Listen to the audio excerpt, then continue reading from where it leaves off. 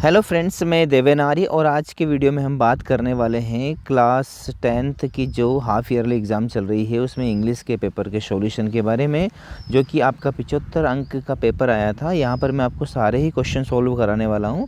तो देख लेते हैं। सबसे पहला क्वेश्चन आपका सेक्शन ए, जिसमें आपको एक अनसेन पैसेज आया था।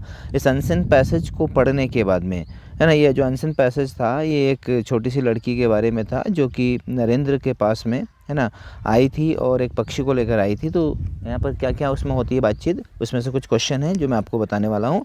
तो पहला क्वेश्चन था यहाँ पर, where did the bird come from. जो लड़की थी वो कहाँ से आई थी, तो फ्रॉम कनाडा। और सेकंड क्वेश्चन है, where did Narendra live. Narendra कहाँ रहते थे, तो इन्हें लाइट हाउस में रहते थे। और थर्ड क्वेश्चन है, on the basis of the एबो passage can be said that the girl was. इस पैसेज के आधार पर ऐसे कहा जा सकता है कि जो लड़की थी वो कैसी थी, सिंपैथेटिक एंड कैरिंग, यानी कि उसका जो व्यवहार था वो बहुत ही, है ना, कैरिंग था और सिंपैथेटिक यानी सहानुभूतिपूर्ण था। चौथा क्वेश्चन है, why did the girl take the bird to Narendra. जो लड़की थी वो बर्ड को नरेंद्र के पास क्यों लेकर जाती है, क्योंकि she so that he would heal it, ताकि वहाँ उसको हील कर सके। हील यानी कि उसकी मरम पट्टी कर सके, उसको ठीक कर सके। पांचवा क्वेश्चन है, which of the word similar to the word slander. Slander का सिमिलर शब्द आपको बताना। स्लैंडर का अर्थ होता है बहुत ही दुबला पतला, है ना, बहुत ही जो है जिसमें बहुत ही बाहरी रूप से देखा जाए तो बहुत ही, है ना, शारीरिक रूप से दुर्बल, तो उसको बोलते हैं थिन। ठीक है, चलिए सेकंड क्वेश्चन था, इसमें आपको पैसेज को पढ़ना था और पैसेज को पढ़ने के बाद में, है ना, कुछ क्वेश्चंस करने थे। और जो पैसेज था ये हमिंग बर्ड्स के बारे में था। और हमिंग बर्ड्स जो कि बहुत ही तेज़ी से अपने पंखों को फड़फड़ाता है, एक सेकंड में लगभग 80 बार फड़फड़ाता है, पीछे भी उड़ सकता है, उसका हार्ट 1 मिनट में 1000 बार धड़कता है, यानी कि बहुत ही इंपॉर्टेंट जो है चीज़ें थी हमिंग बर्ड्स के बारे में। तो पहला क्वेश्चन था इसमें कि which of the following statement about the bee hummingbirds is true. इनमें से कौन सा स्टेटमेंट हमिंग बर्ड्स के बारे में सही है, तो it can not be seen when it is in flight. जब वह फ्लाइट करता है, जब वह उड़ता है तो उसको हम देख नहीं सकते, है ना, मतलब कि जो है वो इतनी तेज़ी से उड़ता है, अपने पंखों को इतनी तेज़ी से फड़फड़ाता है तो हमको समझ भी नहीं आ रहा है कि ये, है ना, इसके पंख कहाँ पे। तो hummingbirds need a lot of energy in order to. Hummingbirds को बहुत ज़्यादा ऊर्जा की आवश्यकता होती है। तो किस कारण से होती है, तो सही आंसर आएगा मेंटेन देयर बॉडी मेटाबॉलिज्म। उसकी बॉडी का जो मेटाबॉलिज्म है उसको मेंटेन करने के लिए।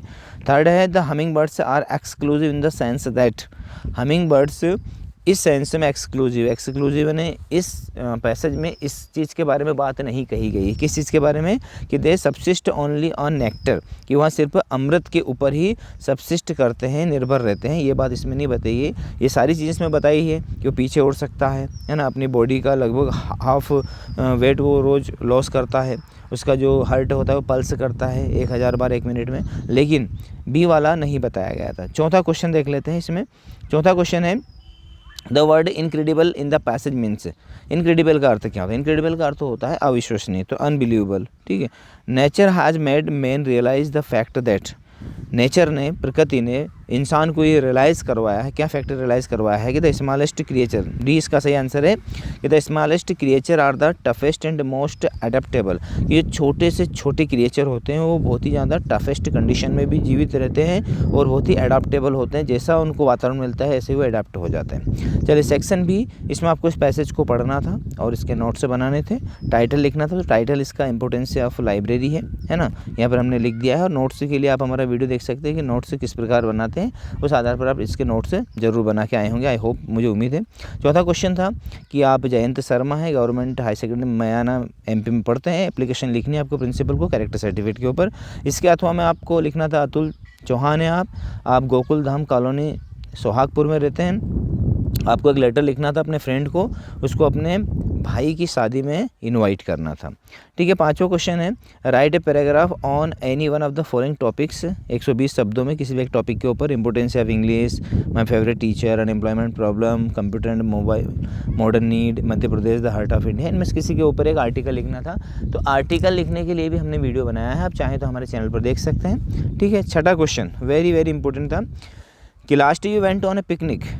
पिछली बार आप कहीं पिकनिक पर गए थे आपके परिवार के साथ में। Look at the picture given below and right A short paragraph about how you enjoyed your picnic.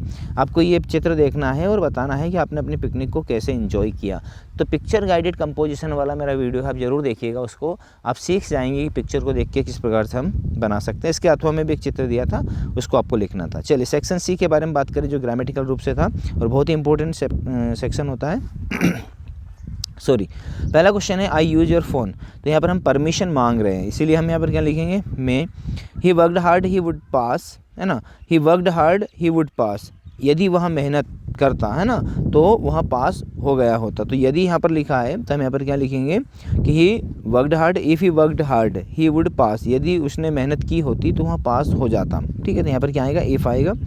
अगला है there is not water in the pool, any आएगा इसमें क्योंकि नेगेटिव सेंटेंस है। They have been living here January, तो since आएगा, है ना, जो जनवरी है और एक निश्चित, है ना, टाइम होता है, इसलिए यहाँ पर सिंस लगाते हैं। He didn't play well he was not selected, उसने अच्छा खेल नहीं दिखाया इसलिए उसका सिलेक्शन नहीं हुआ, तो सो आएगा इसमें। ही टीच इन यूनिवर्सिटी, तो एन द कौन सा आर्टिकल आना चाहिए, तो यूनिवर्सिटी के पहले हमेशा ए आर्टिकल आता है क्योंकि यहाँ पर यूनिवर्सिटी यानी यह आता है। और जब हम हिंदी के, है ना, जो अल्फ़ाबेट्स होते हैं, हिंदी के जो अनाराम होते हैं, उसमें जब भी आपका कॉन्सोनेंट होता है का से लेकर ज्ञानी तक कोई भी प्रोनाउंसिएशन निकलता है तो हम हमेशा ए का इस्तेमाल करते हैं। चलिए, डू एज डायरेक्टेड में कोई 5 करने थे, 8वें क्वेश्चन को देख लेते हैं। सामने लिखा है she did it change into interrogative, तो सी डिड इट का इंट्रोगेटिव होता है did she do it, okay, और लास्ट में क्वेश्चन मार्क। लेकिन यदि आपको यहाँ पर, सॉरी, यदि आपको यहाँ पर यदि बनाना हो तो हम देख सकते हैं। चलिए, थोड़ा सा क्या प्रॉब्लम आ गई है देख लेते हैं।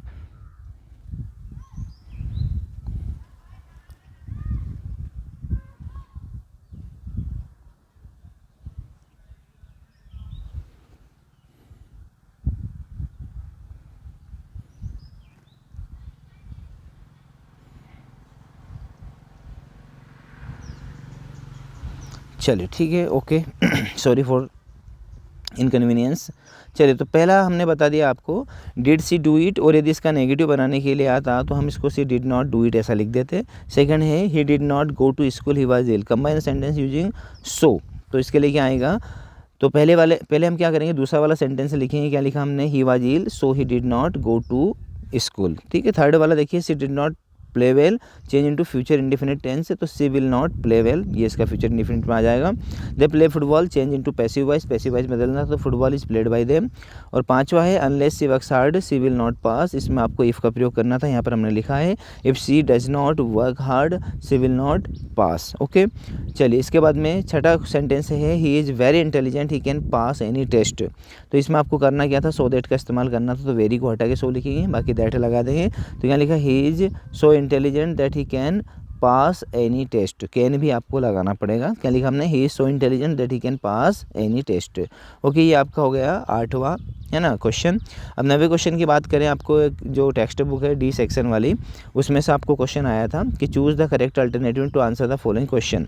तो ये आपके जो प्रोज वाला है या पोइट्री वाला जो सेक्शन होता है, इसमें से कुछ एक्सट्रैक्ट देते हैं और उसमें से क्वेश्चन पूछते हैं। जैसे डस्ट ऑफ स्नो में से दिया है, क्यों the poet of the poem dust of snow, इसके पोइट कौन है, तो रॉबर्ट फ्रॉस्ट है।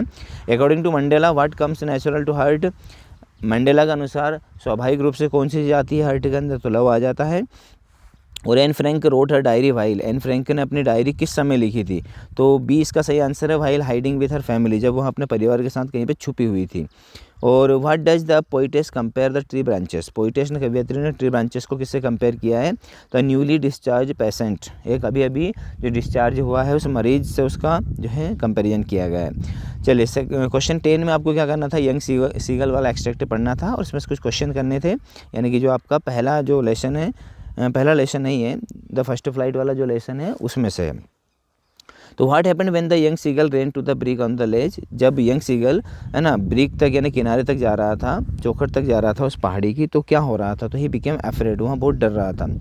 सेकंड क्वेश्चन है where did the young sleep at night, जो यंग था वो रात में मतलब कहाँ पर सो गया था, तो अंडर द लेज, उस जो चौखट थी उसके फलक थी जो उसके किनारे पे सो गया था। The word little means, little का अर्थ होता है स्मॉल। चलिए, बी वाला सेक्शन देख लेते हैं, बी वाला एक्सट्रैक्ट देख लेते हैं। What is the boy now, है ना, ये आपकी जो बॉल पोइम है उसमें से लिया गया है, इसमें से सही आंसर आप लगा लीजिए। From which poem have the above lines been taken, किस कविता से ली गई है, तो द बॉल पोइम से ली गई है। Which of the following words is similar to the word merrily, merrily का अर्थ होता है खुशी खुशी, तो happily. Where did the ball go in the water, ठीक है। तो यहाँ पर ये आपका एक्सट्रैक्ट हो गया। अब कुछ क्वेश्चन थे इंपॉर्टेंट, ये मैंने पहले ही वीडियोस में करवा दिए हैं। आई होप आपका पेपर अच्छा गया है। इसी प्रकार के पेपर के सॉल्यूशन के लिए आप हमारे चैनल को सब्सक्राइब करें।